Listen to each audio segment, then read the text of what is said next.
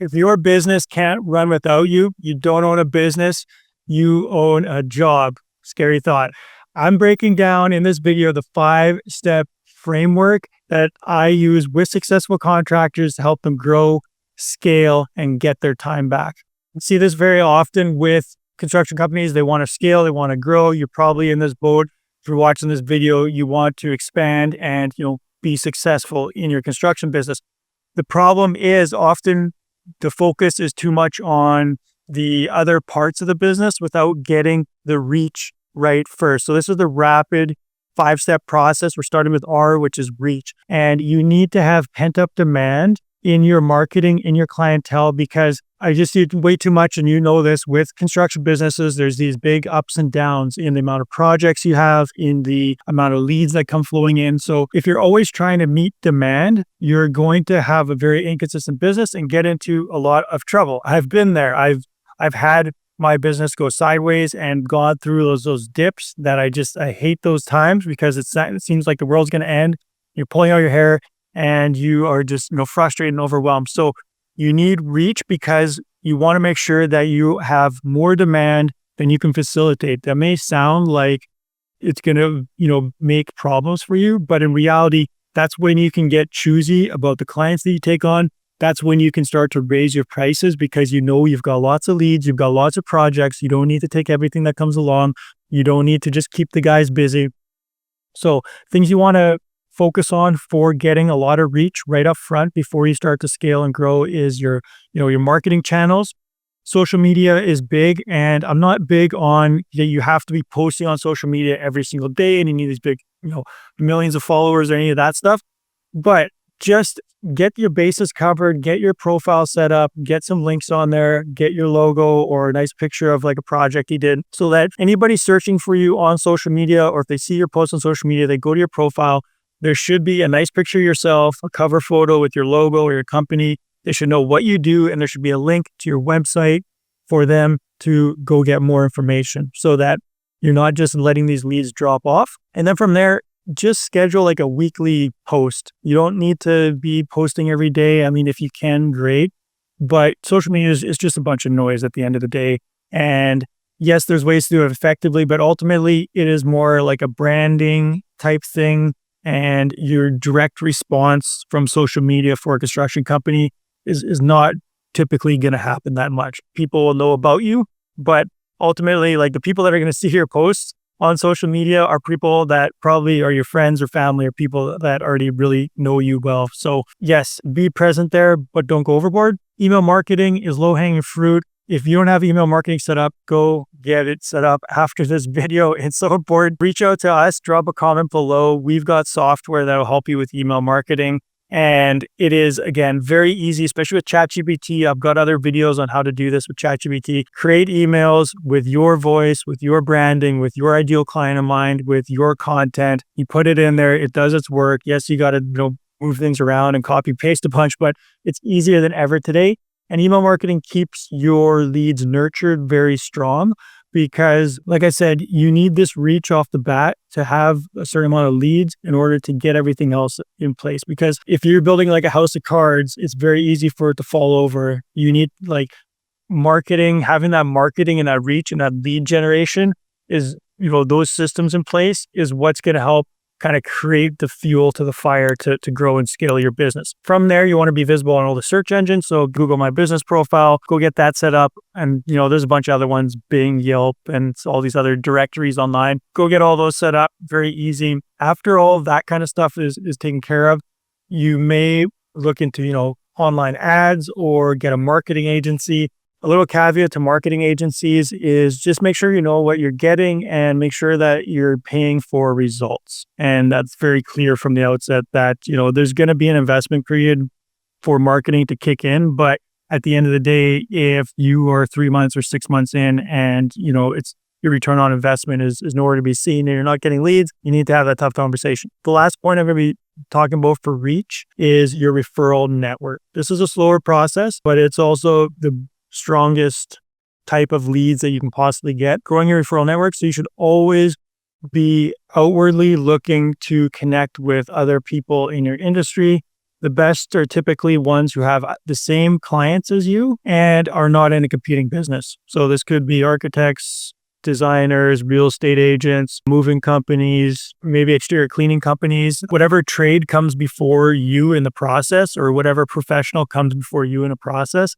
Those are good people to know because they're going to be in touch with your ideal clients before they're ready to, build or design or, get whatever type of service you offer. So always be building a referral network.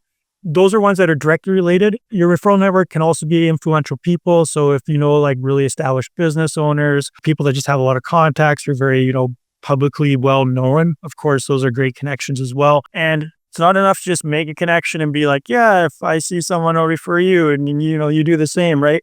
You want to invest in that relationship. You want to have the relationship more about you giving to them and what you can provide to them. And you have to take the initiative to follow up. I set reminders every 3 months to follow up with key people in my network. I would suggest you do the same, especially if you just met them at like a networking event or someone like connected you and you had a conversation. Set a reminder 3 months, and this should all be automated in a CRM system. But every 3 months, every 6 months, reach out to them, phone call. Hey, how's it going? Just checking in. How's business? Yada yada yada. Just a touch base. And that's how you keep those warm and you build those relationships, which are super important. So that's the first part of this 5-step process is you want to get reach. If you're struggling with leads or the amount of work you have, then this is the place you need to focus, and you need to stay focused on this marketing to get enough reach to then build your business off of. You hear me talk about like systems are the foundation of your business, but without marketing, that foundation has nowhere to go and you can't get established because you don't have any money to finance the building of your business. So number one is reach. Next one is administration. So we're doing the rapid process here. Administration. The next step to scaling quickly is once you have that marketing set up, now get an admin person. Go hire a virtual assistant if you have to, a couple hours a week, whatever the minimum is that you can afford at this point in time, but you need an assistant yesterday. If you don't have a good assistant, go and get one. That should be your next step after you have that like a good reach and you've got that pent up demand for projects. The administration person, this could be, an assistant, whatever. The process for hiring and delegating to this person, I've got another video, but what you need to be thinking about now is one of my favorite lists is a delegate this list. So I have a list of ongoing things whenever I'm doing something in my business and it's like, this is a little bit boring, or I could easily have someone else do this. I throw it on my delegate this list. That way, when you hire this person, you've now got a huge list that you populate of all the different tasks that person can do. You'll still need to create some training materials and, some process behind it. And, it's not like you can just hand off that list and hope for the best because that's just going to be a disaster. But now you've got a big scope and you can kind of prioritize like, yeah, they could do this or they could do this. And it's very easy then to create a little training or some sort of instructions and have them, take with it and run with it. As far as your first like SOP document, there is like the easiest way to get a SOP in place is just to record yourself doing whatever the task is. So if that's invoicing a client, you just do a screen recording and, invoice the client. That in and of itself is the easiest way to get a quick training in place. The new assistant or administration person can then watch the video and do the task. I would say that it works well, but it's probably going to hit 60-70%, and you're going to still probably have to ask a bunch of things. And the thing with video is they get outdated pretty quick because programs change, your structure of the business changes, all things change. Videos, to record them does take a little bit of time. So from there, though, from that video, the next step is to have an SOP document. And I like to have both of those because some people are going to be more visual. They could read through it. They're more, like the standard type education model where you read what you need to do and then you go and execute. Other people are more visual. They need to see it. Plus, there's just levels of detail, especially when you're using programs or doing certain things on a screen, that is going to be not like you're not going to get in, a written document. When you're building the video, make sure you're talking through it. So, I click here and now I'm going to go do this. And now I check out the estimate and I confirm that we're this far on the project. So this is, just talk your way through doing the actual SOP. That's how you get your first SOP in place. You can do the video and then have your assistant write the SOP. So little quick tip here, cheat sheet here is do the video and then ask your assistant, hey, can you please, go through this video, ask me if there's anything that's unclear or if you got stuck anywhere. And then I want you to write out a document. You can transcribe the video, use ChatGPT to create the SOP. It works. It'll get you there, but there are better structures, but that'll work. There's a lot of different ways to do it, but essentially those are the two pieces you need. Making sense? You got me here. This is helping so far. Give this video a thumbs up. Super appreciate you for doing that. I really try to put out the best content here because I want you to grow your business fast. I've been through this situation myself, my own contracting business. I work with clients every day on how can they scale, how can they build systems, how do we get things in place for them to make their life easier.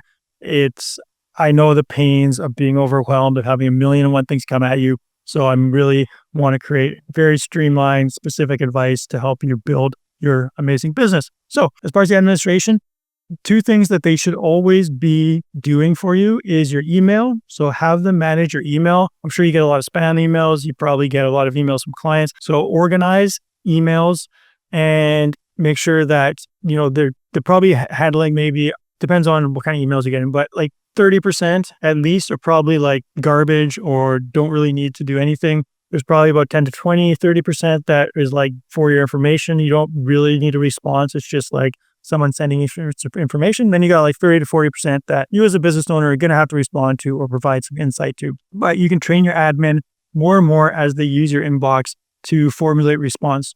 And you can always approve their response. So they can create a response to, it's like, Joe Smith messaged us about their project. He's wondering about their schedule. I created, this email as a response. Does this look good to you?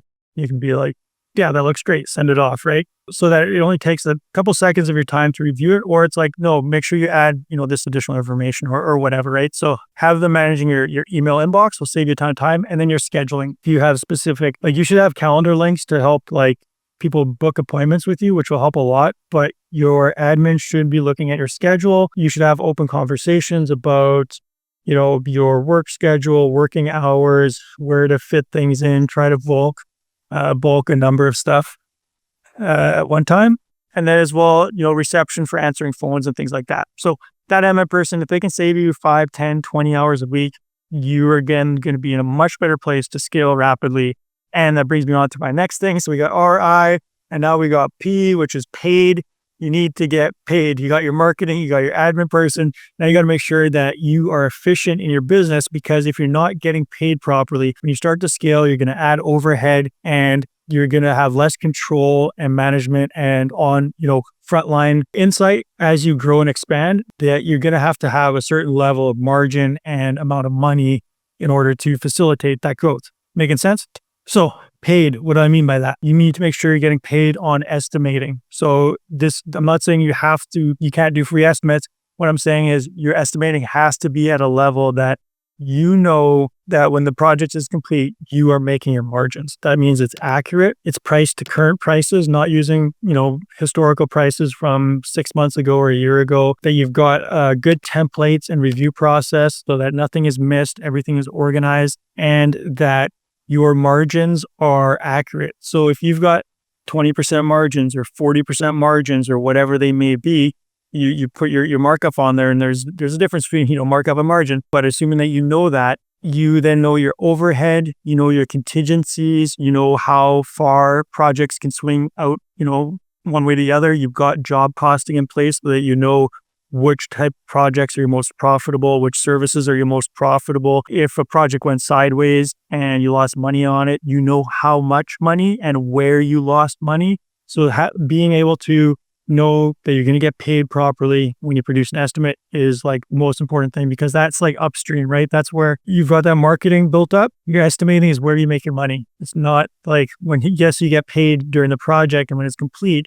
but getting money when the project is complete doesn't mean you made money and it's in your pocket. Estimating is where that happens. So super important for estimating. Profitability, again, having a system in place where you know that your salary as the business owner, as the business manager is covered, and you're going to be profitable on top of that. You're not operating on all profit just goes to you and there's no money left over, right? So having a proper amount of profit, that profit is what you build your wealth on, what you build, your future life on. And that profit, it shouldn't be used for this, but you know that if times get tight or something, it negatively impacts the business, you've got some buffer there and you can maybe, decrease your profit a bit to help facilitate the business and get you through those tough times. And then the final thing with getting paid is your financial management. This is how you have your banking set up. This is how you have just the systems and processes, and the administration that I mentioned earlier will be a big part of this, to making sure that invoicing is going out on time. If clients are late on payments, that there is a process to remind them about payments, to collect payments, to make sure that cash flow is going through the business, that you're looking at your reports, that your bookkeeping's in place. So getting all of this right is the next step in, being able to scale rapidly and having that rapid success. So got 2 more points coming up here. We got I and D to make out this rapid 5-step framework, which is going to help you grow. The next step, the 4th step in this process, is invest. So you've kind of got your bases covered now with your reach, your administration, and getting paid. Now you need to invest because you know that you're good in your other departments. Now you can start to invest in people. You can start to invest in systems, and you can start to invest in wealth. So those are the 3 areas that you need to be investing in.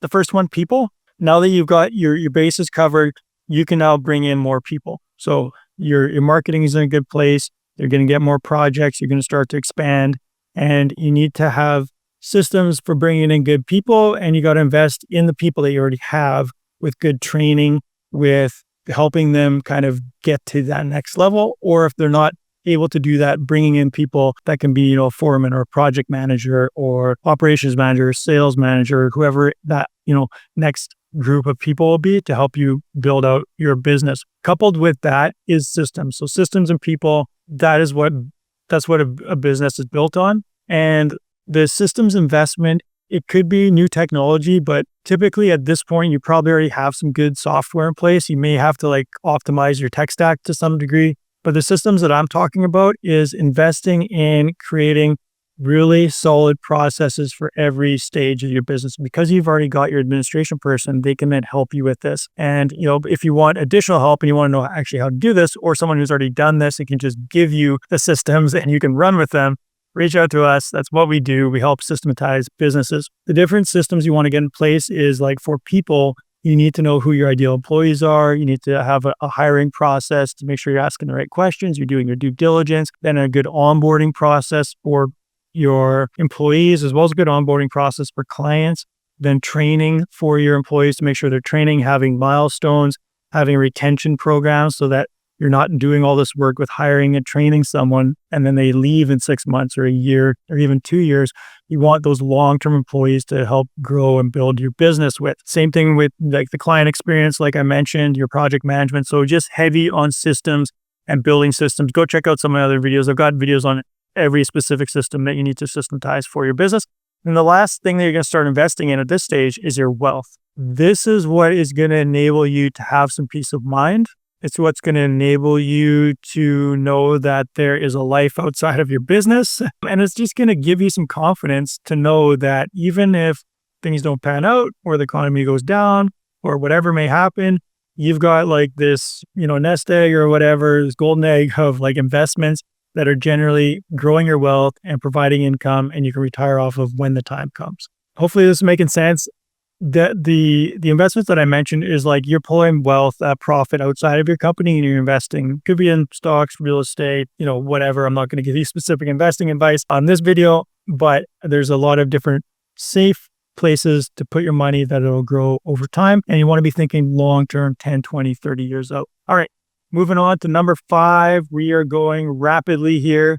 The last part of being able to scale rapidly and grow your business is to detach. Your business is your baby. You founded it, you've grown it, you've been there every stage of the way. You're very closely in tune with your business, but in order to grow, you need to detach from your business. You need to be able to delegate, you need to be able to trust people, and you need to be able to do this with leadership skills. And this will be uncomfortable because if you're outside of your comfort zone, you're going to have to give up some control that you're used to. You're going to have to create systems and have a level of leadership that people know what to do. They know how to make decisions. They are aware of how the company operates without you constantly having to tell them or be involved with all the little details. So that is a very difficult thing to accomplish. But if you follow those first 4 steps, that'll get you on your road there very, very quickly. The reason this is difficult is because you are comfortable where you're at right now. And you may not even realize this, but you're used to being able to manage, being able to talk to every client. If there's a problem, you solve it, right? So you're kind of that hero. You're the big kahuna in your company. But being able to like get back and like empower people and trust people to make decisions, to create documents of like, this is how we make decisions. This is our mission, our vision.